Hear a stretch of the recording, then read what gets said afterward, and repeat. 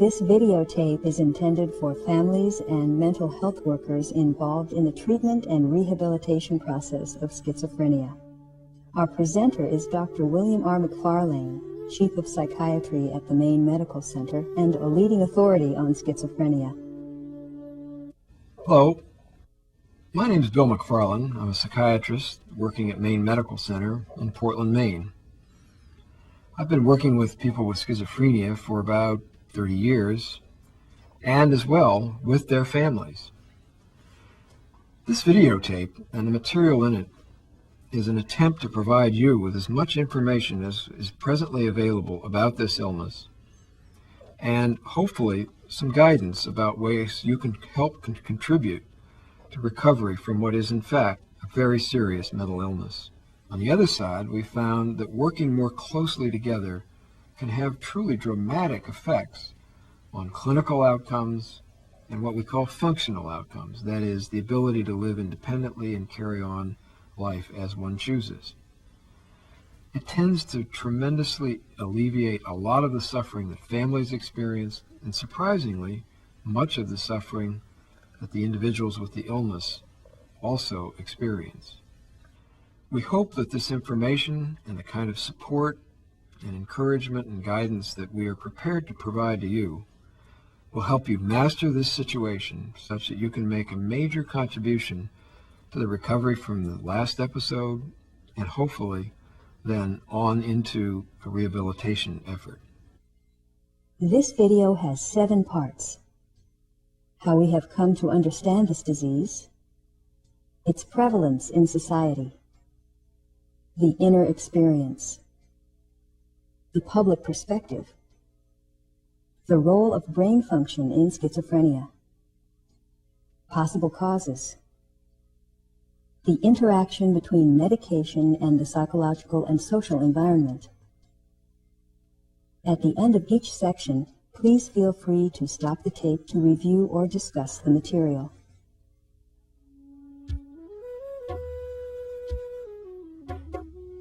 We think it might be useful for you to understand a little bit about the history of schizophrenia. It's been viewed through history in a variety of ways, all of which have been determined by the culture and beliefs of the time. Basically, it's been surrounded by confusion up until as recently as about 10 to 15 years ago, and almost all of that confusion has led to erroneous conclusions. Especially toward the end of the Middle Ages, people with schizophrenia were viewed often as witches or perhaps possessed by the devil. Unfortunately, that often led to serious punishments being meted out to people who were, as we see today, suffering from a serious illness. Modern medicine developed in the 19th century, and pioneering psychiatrists began to systematically describe the illness we now know as schizophrenia. It was first called dementia praecox because it occurs earlier in life, after it was discovered that it was different from Alzheimer's disease, which occurs much later, so it was seen as potentially treatable. As the illness became more clear, 4 fundamental characteristics of the disorder were described by Manfred Bleuler. These are ambivalence, the experience of mutually contradictory feelings or the inability to know what is felt; autism, a preoccupation with inner experience; loose associations or disordered thinking that is difficult to understand; and loss of affect, not having any feelings. At the end of their work, and especially as some of Freud's work began to unfold later in his life, what emerged from that was the new medical science of psychiatry. And all of them agreed that at some level, though we didn't have the tools to understand it, the brain was crucial to this disorder. During the early and mid-20th century, Freudian psychoanalysts and others tried to show that schizophrenia was caused by early childhood experiences, abuse, or dysfunctional family relationships. But this hypothesis did not lead to adequate treatments, so it is not widely held now. We've come almost full circle now, however, because modern science is showing unequivocally that schizophrenia is based in a disease of the brain. That is, that it's a true illness. This is a very important development for families and people with this disorder because it means that it's not a matter of mental weakness or the fault of the family, but rather it is in the same category as other medical illnesses and other neurological illnesses. The effect, we hope, is that over time that will end the kind of rejection and the kind of stigmatizing that's often accompanied having this illness or having somebody have this illness in one's family. Today, many researchers think that schizophrenia has at least 2 or 3 different types and maybe several diseases with different courses and different kinds of treatment. We think it's pretty important that families understand that schizophrenia is not what is portrayed in the movies or on TV. For instance, it's not split personality, which is actually a fairly rare disorder. Also, people with schizophrenia have no higher rates of violence or crime than the general population, so it is not especially a dangerous disorder. What we do want to emphasize also rather strongly is that this is a treatable disease, though it's not necessarily curable. What that means is with modern medications, and especially new psychotherapies, family support methods, and rehabilitation approaches, it is not nearly as malignant a disease as it used to be. In fact, it's much more benign. For instance, with modern rehabilitation techniques, it's now possible for many people to return to work, and sometimes even to find a job when they've had none at all. So in the present period, we're really at a crossroads, especially in terms of understanding and benefiting from the effects of treatment. In fact, one of those new treatments is the one you're participating in. That is, we found that working closely with families, providing them with education, support, guidance, and getting their input on what kinds of things might be most effective to help the person with the illness has proven to be very effective in reducing symptoms, preventing relapse, and even improving final outcomes. So today we're in a situation where there's a lot more hope for schizophrenia than there has ever been before. And as modern research unfolds, that prognosis will probably improve steadily for the next few years.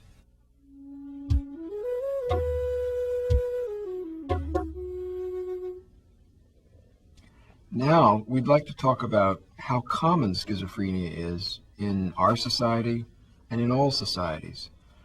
Many families are surprised to learn how many people have this disorder and how common it is. So, for instance, about 1 out of 100 people have this disorder. That means in your neighborhood, even if you didn't have someone in your family, you'd know somebody who did have somebody with this illness in their family. Until the advent of the new medications, people diagnosed with schizophrenia occupied 1/2 of the hospital beds in the United States. 1 out of every 10,000 people come down with schizophrenia, and 750,000 are treated every year. Several million people in the United States currently have had this disorder at one time or another in their lifetime.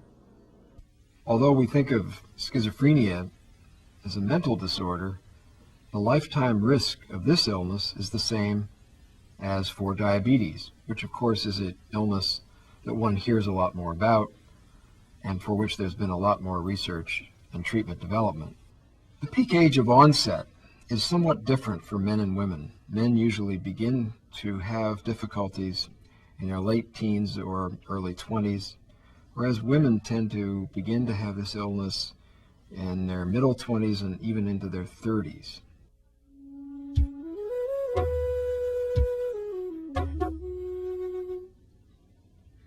In this section, we're going to attempt to communicate what it's like to have schizophrenia. That is, what's the interpersonal experience?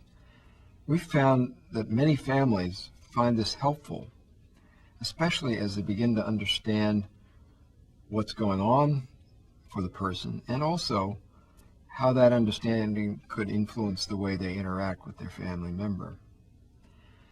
One of the things that many of the patients that we've worked with have described is that this illness really begins in a small way, with the mind playing small tricks on the person. What they've noticed is that they began having difficulty screening out irrelevant information and stimuli and paying attention to what's important. Now, this is important, and you'll hear this over and over again in our discussion. Attention is absolutely critical to conducting one's affairs. If you can't pay attention and concentrate, it's difficult to hear what somebody's saying, to get passing grades in school, to do your job, to have a satisfying social life. It makes it very hard to develop a line of thought that will be comprehensible to somebody else. And in more extreme states, it becomes completely overwhelming. As this process gets more serious and has a greater impact, the ability of the person to generalize at the correct level becomes more and more impaired. They have great difficulty understanding what's relevant, what's irrelevant, what's important, what's to be ignored. Inputs become too numerous and unselected. There is a fragmentation of the thought process. The ability to apply past experience as a guide is interrupted. At the same time, personal internal memories get applied incorrectly to outer experiences, while external perceptions interfere with internal mental processes. As the process continues further, extraneous thoughts and even noises become equivalent to thoughts that the person's having. The two begin to get jumbled together. That begins to increasingly interfere with the ability of the person to make the correct conclusions about what's going on and interact successfully with others in the environment. Many people describe the state of being overloaded. That is, that there are so many sensations impacting one and that you're so unable to filter them out, avoid them, ignore them, that one constantly feels bombarded by stimuli. Now, you can almost imagine what this would be like in the following example. Let's say you're watching this videotape and there's a bird singing outside the window. Somebody slams a door and a truck drives by. Normally what we would do, and our minds will do for us, is to select out what we want to pay attention to and ignore all the rest. But imagine what it would be like if all of those sounds and all of those thoughts and all those experiences were given the same weight. That is, you couldn't separate out one from the other. That's about what it's like when somebody's having a psychotic episode in schizophrenia.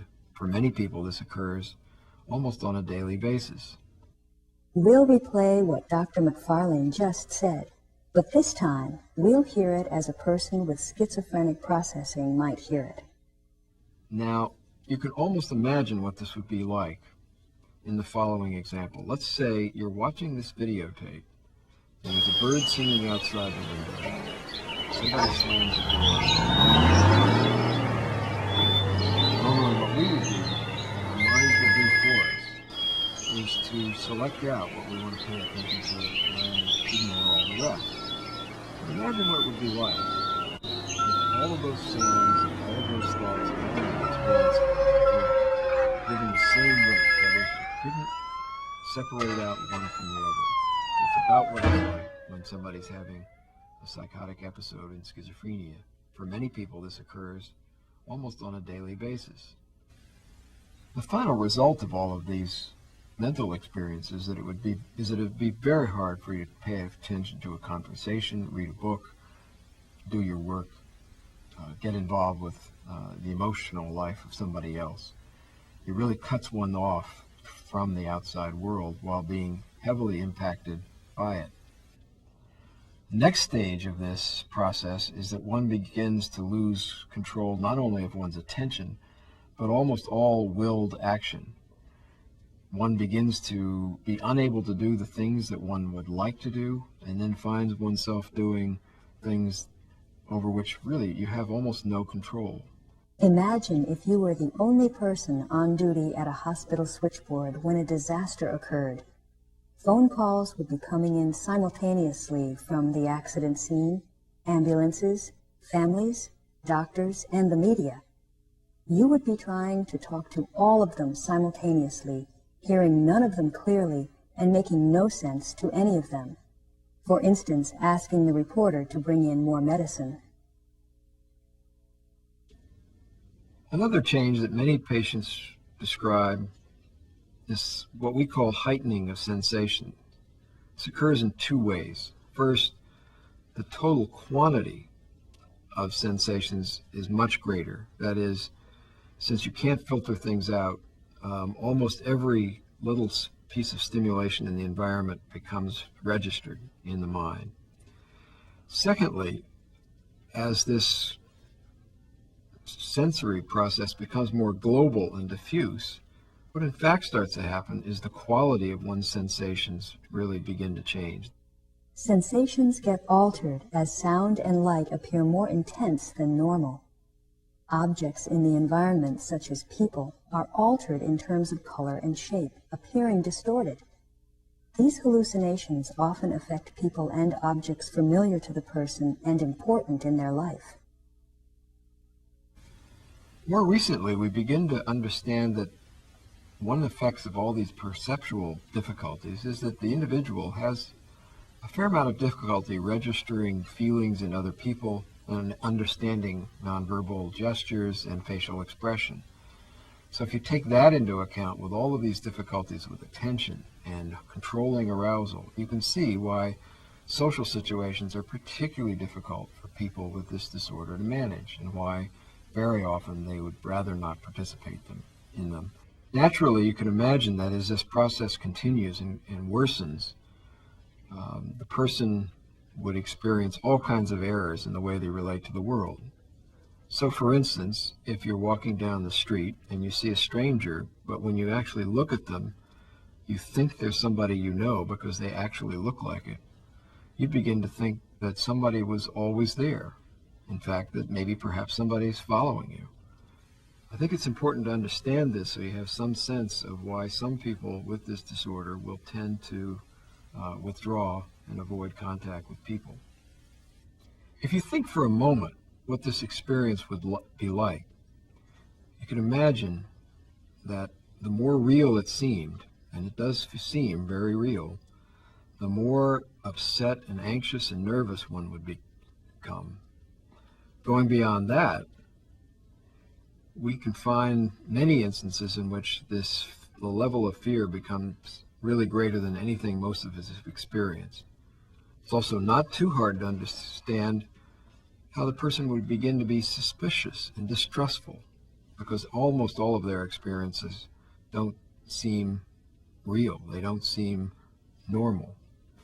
That can generate a lot of secondary anxiety and a lot of fear, and lead to a great deal of disruption of functioning and just downright panic. And that brings us to our next topic. As people become more and more nervous and anxious, we find that their arousal increases. Now, what is arousal? Well, it's a state of the central nervous system that leads to rapid breathing, increase in heart rate, much more increase in blood pressure, but more particularly a sense of being out of control. One finds that one's hands sweat, and really the experience is one of very high anxiety. Now, you can imagine, and this is the way it actually occurs in nature, that the more anxious you get, the more distractible you get. The harder it is to register sensations and keep control over one's mental life. So as distractibility increases, arousal increases. It becomes very, very difficult for somebody to have any sense of control over their inner life and even their behavior.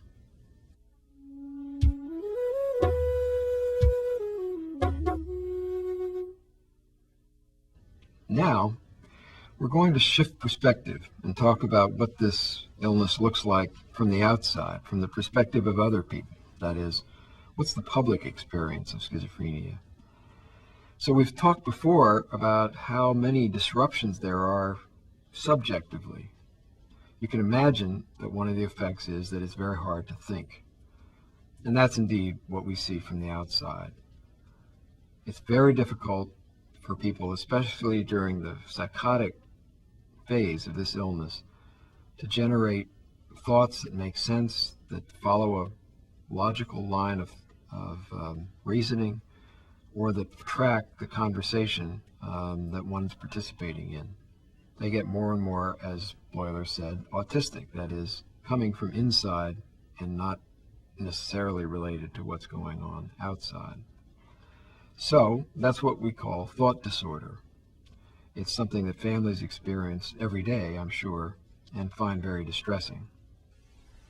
One of the symptoms that's most characteristic of schizophrenia is called delusions. These begin with the kind of suspiciousness that follows from the rather pervasive changes that have occurred in the person's thinking and sensations. But they begin to go farther beyond that. It begins to develop into a set of beliefs that are quite out of touch with what other people believe, and often completely physically impossible. These mental experiences are so extreme and so upsetting that the person begins to try to find explanations for them. So, for instance, they might find that they have sensations of having other people put thoughts into their mind. Some people even believe that wires have been put in their head to make these kinds of experiences happening. Conversely, some people experience their thoughts being broadcast so that others may hear them. Others believe there are forces outside themselves that are directing these sensations and thoughts to be placed in their heads. The other thing that begins to happen is that the beliefs become rather fixed, unchangeable, and really not subject to change by being talked to by some other person. Now, we said that many of these beliefs seem to make sense in terms of what the person is experiencing internally. Unfortunately, these ideas begin to drive certain kinds of behavior that can be very disruptive to the person and even to others. As an example, suppose the individual was having a poor relationship with their next door neighbor before they became ill. But as they get ill, the suspiciousness begins to increase, and they begin to think of the person next door as causing all of their problems. Then other kinds of things might begin to happen. They might be very suspicious of this person, begin trying to avoid them, might shout at them, might accuse them of causing some of these difficulties. As you can see, that's when this illness begins to be not just manifest publicly, but really begins to be a bit of a public problem. Now, another behavior that other people can observe is called hallucinations. These are perceptions that go beyond the kinds of alterations we've talked about before and involve sensations that are quite real and quite powerful. The most common form are what's called auditory hallucinations. That is, voices that are heard that seem quite real and are often extremely loud. Sometimes the hallucination is just an illusion, very faint. But the ones that we worry about are the ones that are accusatory, that often are critical, and sometimes can suggest that people do things that might be a danger to themselves or others. These kinds of perceptions are extremely real, and families need to understand that when somebody is saying they hear a voice, that it's almost as if the voice is actually there. Now, we've described what psychiatrists call positive symptoms, that is, experiences that are added to our ordinary everyday experience. I'd like to turn now to negative symptoms, which simply means symptoms that involve losses, things that are taken away, things that are a deficit from our everyday experience. These are, even in some ways, even more upsetting to families because they're a little less dramatic, but they're quite pervasive because they rob the person of many of the important aspects of human consciousness and experience that we all hold precious. Negative symptoms.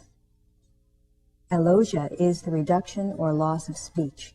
It is due to the interference or slowing of thinking and or the desire to withdraw. Affective flattening is a loss of feelings and a narrowing of the emotional life to the point where the person may only feel anxiety or unhappiness. Avolition is a loss of motivation and interest in pursuing any goals. Anhedonia is a loss of pleasurable sensations such as smell, taste, sexual pleasure.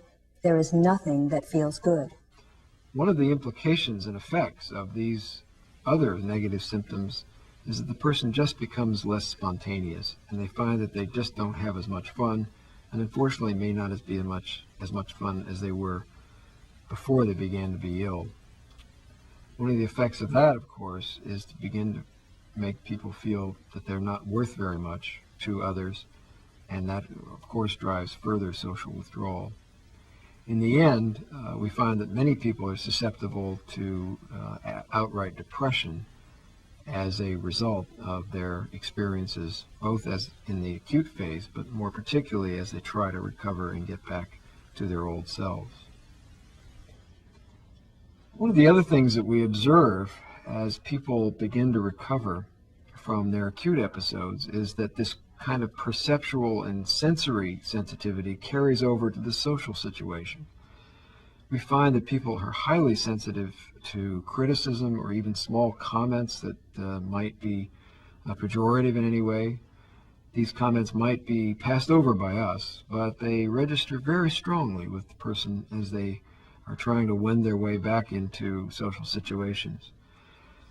There's a tremendous degree of self-consciousness and social awkwardness and embarrassment, which is some degree based in these kinds of cognitive and thinking difficulties, but it's also based very much in the way people are treated who have this illness. We don't exactly welcome people into our social settings after they've had a psychotic episode. If you've traced this out, what one begins to find is that the social withdrawal and the social sensitivity begin to strengthen each other. And this, of course, generates a third problem, which is that people then begin to lose their social skills over time. It's that, of course, that leads to the need for social rehabilitation and strong efforts to help people in a sensitive way get back into the social life.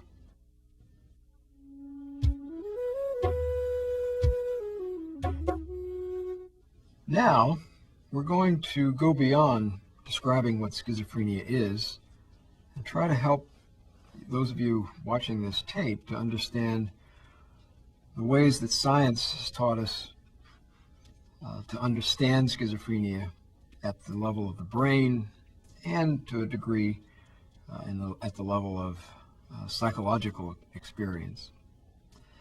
We're going to present a general model and some of the scientific findings that undergird that particular model in the hopes that this will help you understand the day-to-day experience that you have with your illness or with your loved one.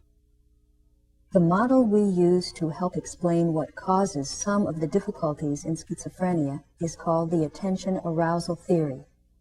In normal stressful situations, like a job interview or a first date, we often find that we get keyed up. Normally, this stress or arousal helps improve mental functioning. But if the stress increases further, after a certain point, we don't do our best. Thinking starts to deteriorate. So we control this tendency towards inattention or distraction by focusing on some element of the situation. But in schizophrenia, the over-arousal from the normal stress further aggravates the attention problems. That makes the person more nervous or aroused, which interferes increasingly with the ability of attention to fend off distractions, and the vicious cycle continues. You can understand that it would be very difficult to plan, sequence your behavior sort of thoughtfully arrange your affairs such that you can take care of yourself and be fully independent. That difficulty will only be compounded if one's faced with continuing kinds of stresses and difficult social and other kinds of environments. The implication we're getting to here is that if one has schizophrenia, one will do a bit better, in fact sometimes dramatically better, in environments that are calm, somewhat simpler, with fewer stresses and fewer changes over time than might be the case for the rest of us.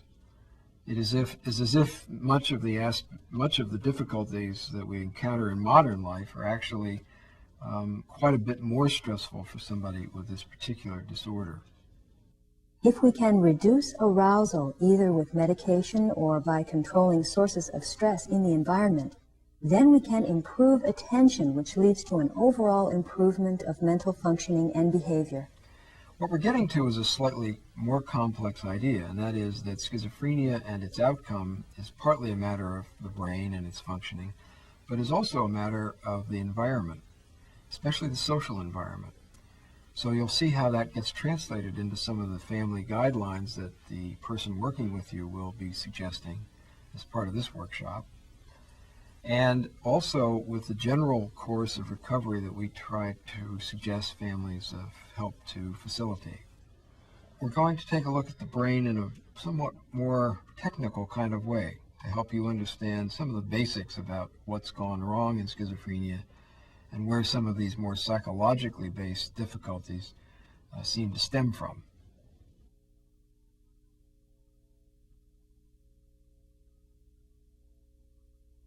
We're looking at the brain from the side view.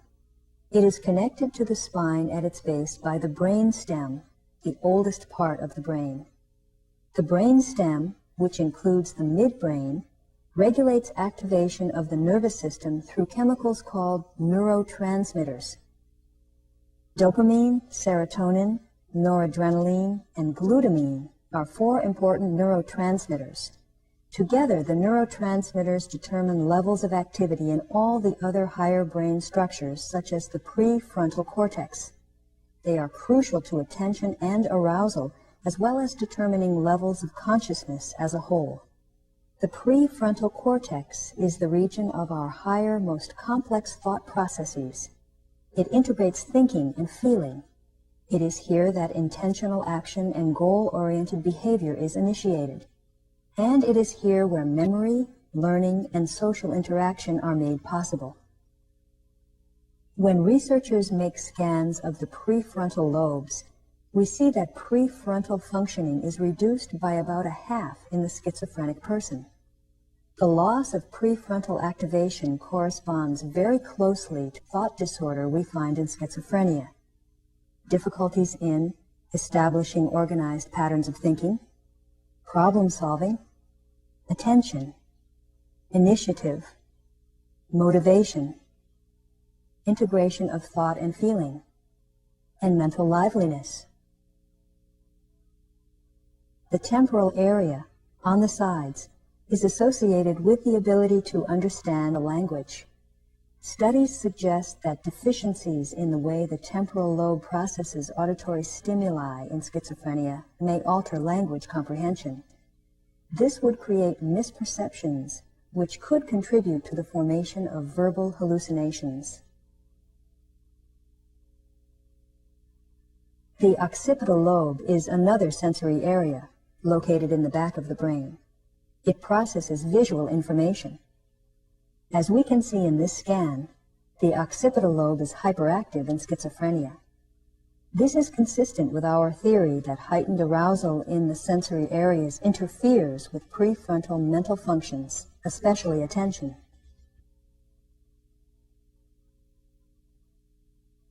The limbic system, deep in the brain, integrates information coming and going from the other parts.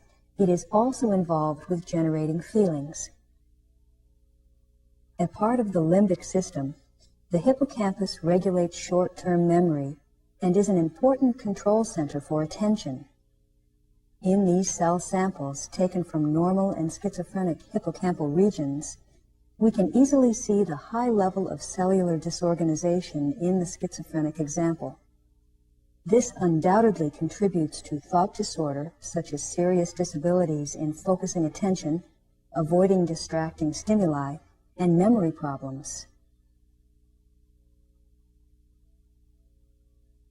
The thalamus is a central control system for regulating sensory input. It has been found that in schizophrenia, its size is smaller and its activity lower. Functionally, there is a sensory overloading. That is, its lower level of activity leads to an inability to screen out stimuli and for sensory information to be experienced as excessive, inappropriately generalized, and overwhelming. We've just looked at the brain from the point of view of its structure and its larger systems. Now we're going to take a look at the brain almost one cell at a time, as if we were looking at it under a microscope. The brain is an incredible physical structure. There are over 100 billion cells in each human brain. Someone has calculated that the number of interconnections between those cells is greater than the number of protons in the known universe. That makes it the most complicated entity that we know anything about anywhere. Brain cells are basically all the same. Looking at their structure schematically, we see that there's a cell body, a part that extends from it to other cells called the axon, and a part which receives input from other cells called the dendrite. The cells are connected in chains over which electrical and chemical signals pass simultaneously. Let's focus on this crucial electrochemical process by examining the point of contact between the two cells, the synapse. Typically, the basic cell function involves an electrical impulse that travels through the cell body to the axon, where it causes a chemical substance, the neurotransmitter, to be released into the synaptic gap between the cells. The neurotransmitter is received by the receptors on the dendrite of the next cell, where it then produces an electrical impulse that travels through that cell body to the next axon, and so on along the chains of cells. The brain is alive with these transmission processes occurring millions of times a minute, the electrochemical equivalents of our thoughts, feelings, and sensations. Now, in situations such as schizophrenia, where we have excess arousal, there is too much chemical sensitivity to the neurotransmitter, such as dopamine, being released into the synapse. This produces overstimulation of the next cell, resulting in excessive electrical activity increasing down the chain, over-arousal that interferes with attention and thinking. But we can intervene with a chemical that is molecularly similar to the neurotransmitter. This chemical blocks some of the dopamine receptors.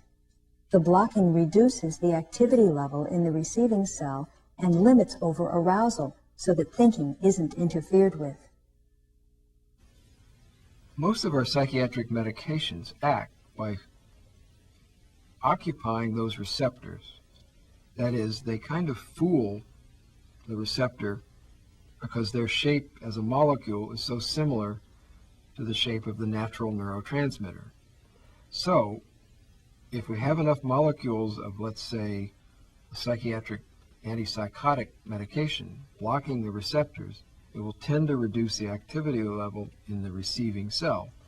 Well, it turns out that the tracts in the brain that lead from the midbrain, that structure we mentioned before, up to the prefrontal cortex, and also those that lead to the limbic system, all use dopamine as their primary neurotransmitter. So that you can see that if there was hyperactivity, that means excess arousal, excess activity, and difficulties with attention and thinking, dopamine would be in excess, and any drug that blocked dopamine might prove to be helpful. As we see in this schematic, the medication helps return to normal the activation balance within the brain. It does this by helping reduce abnormal arousal in the midbrain, the hippocampus, and the rest of the limbic system. This improves attention and helps the prefrontal cortex fulfill its other function, that of helping to regulate limbic system arousal.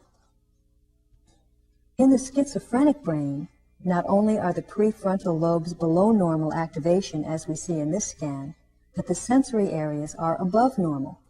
What we're seeing here is a picture of imbalance and loss of thought control. This state can be returned to normal balance with medication and reduction of external stimulation.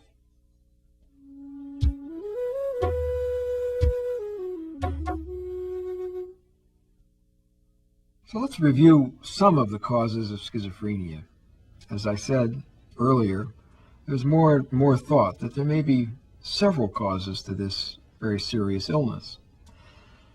I hope this will help you understand the background. Perhaps the simplest message here is that all of these causes tend to be biological in nature.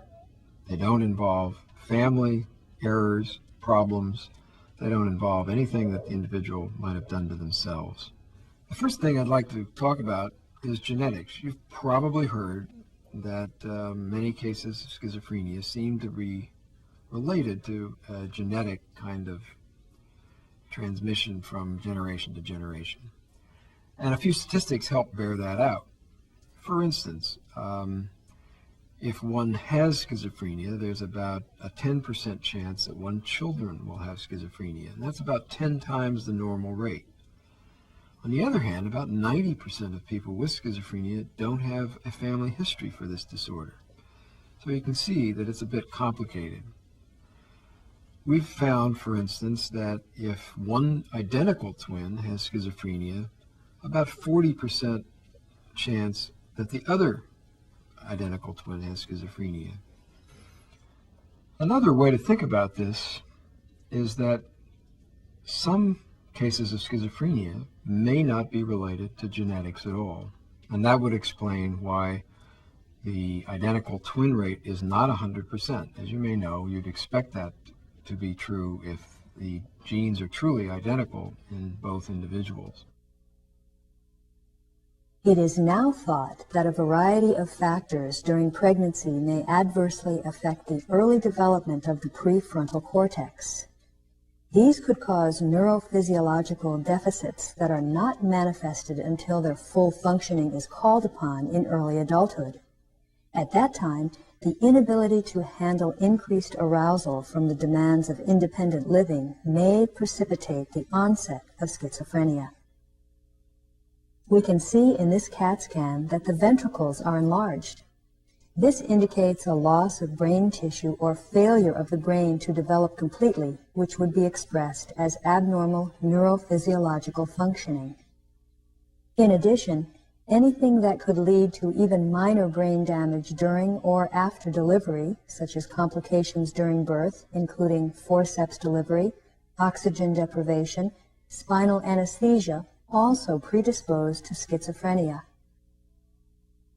These are important causes because they make schizophrenia like a number of other neurological disorders. And that's what we're beginning to think. And in very many ways, schizophrenia is an ordinary kind of neurological disorder that has the same kind of causes as all the other ones that we already know about.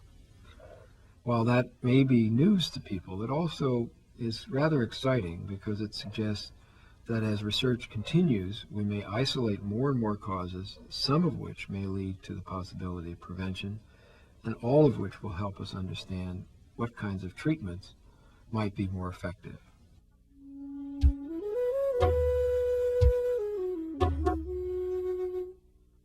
If you followed it this far, then you can begin to understand the linkage between environmental stimuli, difficulties with brain function, and some of our antipsychotic medication. We're leading up to a model that says that there's an active interplay between the environment and the symptoms of schizophrenia, and that interaction is one that we think we can affect both with medication and also in the ways by which we change the environment and try to make it more conducive to functioning and recovery.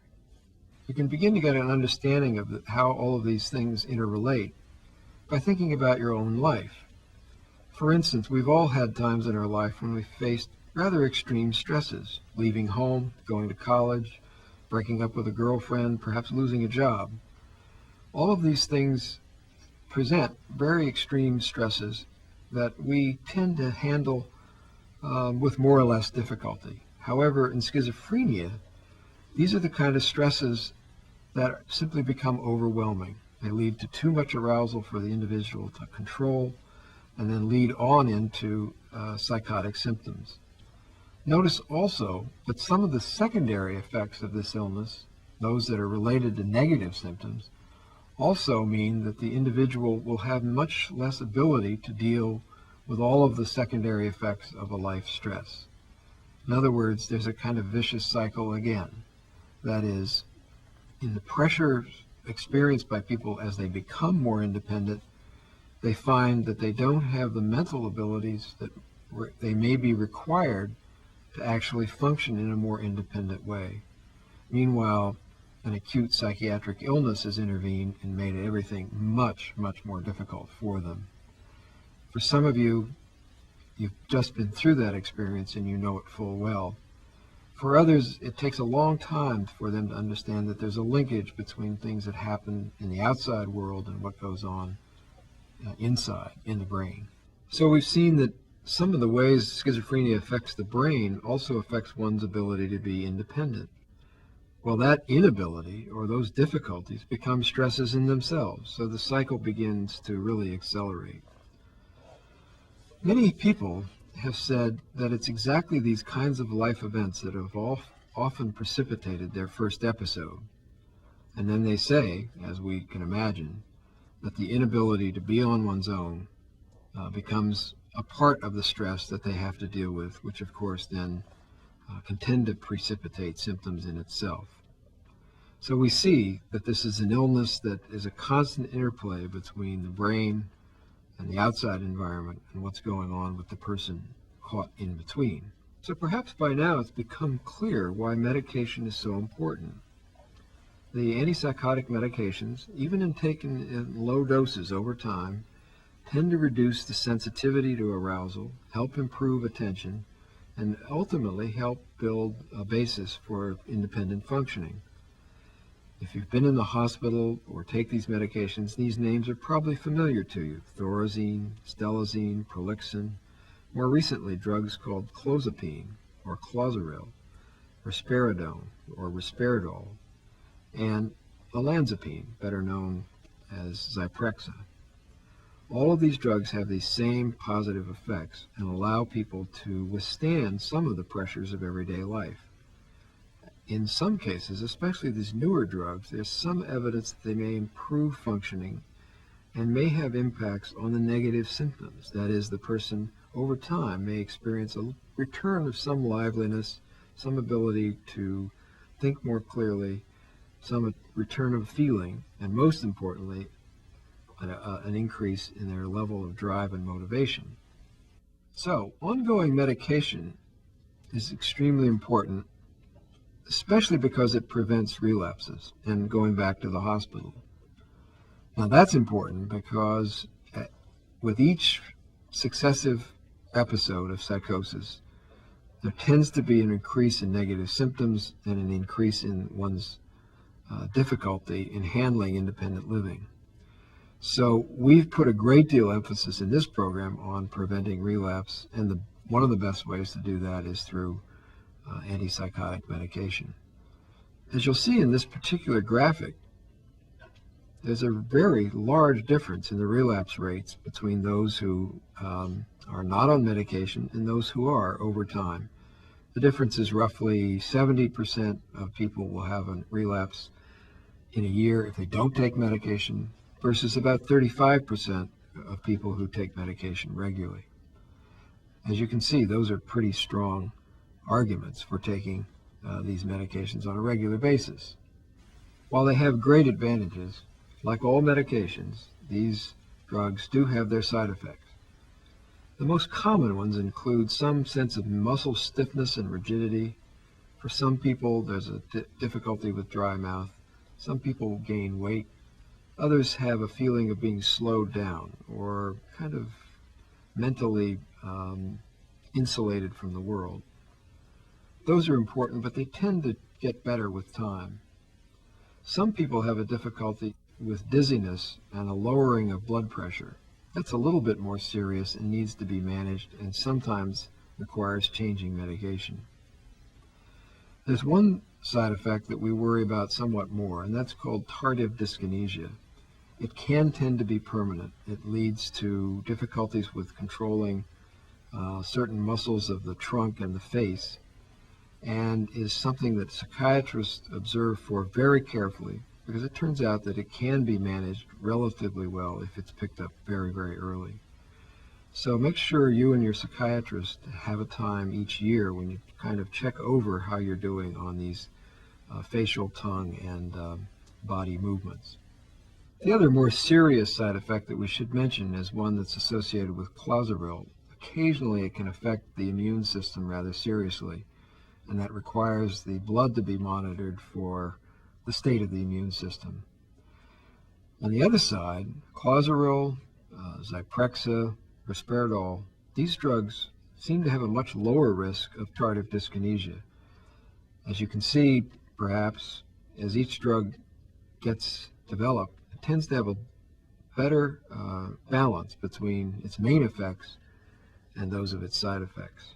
So I hope if this section has helped you understand anything, it's that medication has a direct bearing on the abnormalities of brain chemistry that are associated with schizophrenia, and specifically help people not only get over their episodes, but prevent relapse. Finally, ongoing medication is one of the main ways to build a foundation toward recovery. That is, because of these effects on the psychophysiology of schizophrenia, it allows people to function better and therefore to build lives that are more fully independent. Many families have asked me and others about whether diet, vitamins, sort of natural healing has any role in the treatment of schizophrenia. The answer is we don't really know, and so far there's no evidence that those kinds of approaches are effective. This is a fairly serious disease and does tend to need more serious kinds of treatment. However, we have to emphasize very strongly that street drugs, cocaine, hallucinogens like LSD, and other kinds of drugs that one can obtain through illegal means are almost universally destructive of recovery and stability in this disease. For instance, cocaine produces massive release of dopamine into the very centers of the brain that we're trying to control with our medications. This is true even to some degree for caffeine and nicotine, both of which are stimulants and tend to keep the arousal level rather high and predispose people to symptoms and relapse. Some people have asked, well, what about alcohol and marijuana? Don't they depress the brain? Don't they suppress these kinds of activation problems that we're talking about? The answer is yes, they do for very brief periods of time. However, the brain interprets both of them as poisons and therefore tends to provoke activation over longer periods of time, with the result that you find that people that drink heavily or use a lot of marijuana have very high rates of relapse and almost never recover the kinds of functions that they or the families would like them to see get back.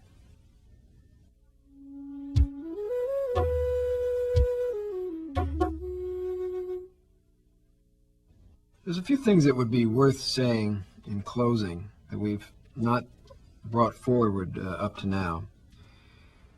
The main thing we've tried to communicate is that there's two aspects of treatment that become really important as time goes forward, and also that relate to the possibility of fuller degrees of recovery. The first is medication. It's essential to prevent relapse, and it's essential to return to any degree of normal functioning. It's even more important if the individual and his or her family have somewhat higher goals for the longer-term outcome. In other words, the more one wants to do, the more stress one needs to handle in order to get what one wants from life, the more one needs medication.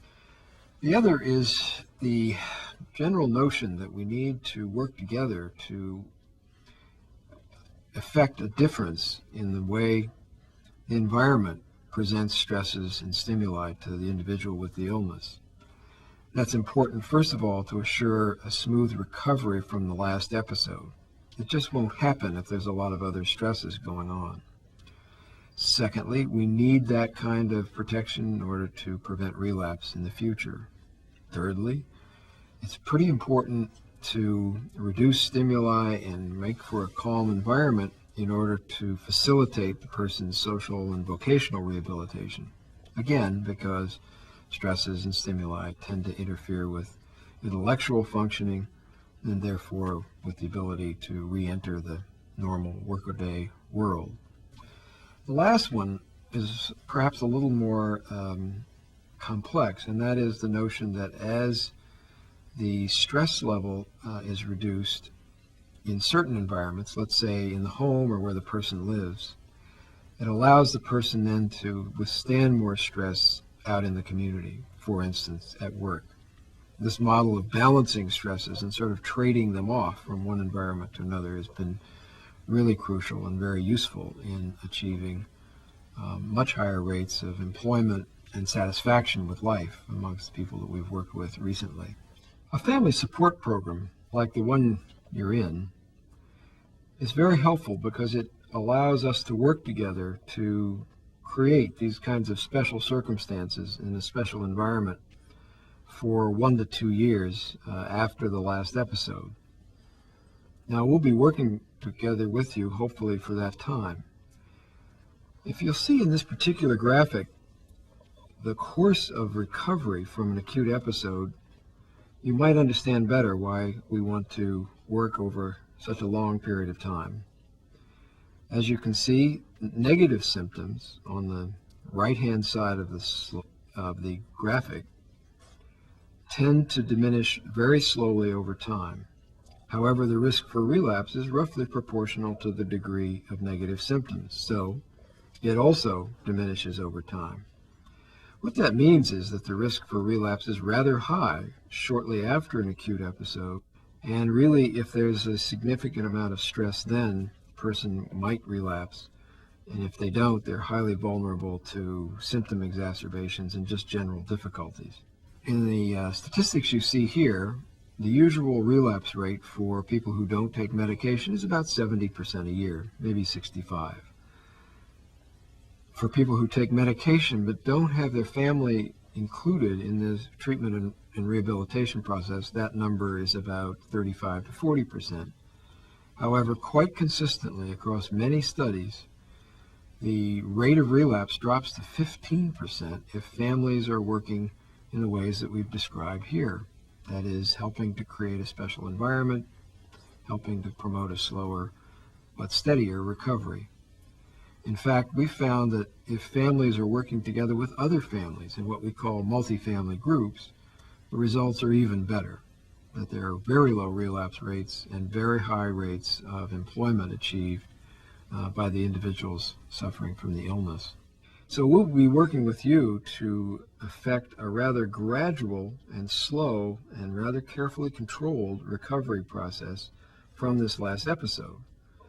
While this may be a little frustrating and people might hope for a more rapid course of recovery, we found that this slow, steady, and careful approach is the one that wins the race. Many families, and certainly many people that have the disorder, have asked about prognosis. I mean, what does the future bring with this illness? The answer is, at any given time, it's very hard to know what the future will bring. There's such a great variety of possible outcomes. Some people have one episode and never have another one. Others have an episode very early in childhood and have a very bad course and remain symptomatic most of their lives. Happily, most people these days tend toward the former rather than the latter, especially those that take medication, don't use street drugs, don't drink a lot, and try to keep stimulation and stresses down to a lowest possible level. What we'd like to say also is that we think, although we cannot yet prove, is that participation in advanced treatment programs like this one may help improve the prognosis. There's a little bit of evidence that that may be true, and we're hoping that there will be more. We hope also that you'll continue to work with us that is, the staff here at your clinic or hospital, to set up the kinds of conditions that will help prompt a better recovery, a fuller recovery, and in some ways maybe a more reliable recovery. And ending, I can't stress enough how much we appreciate your participation and your effort.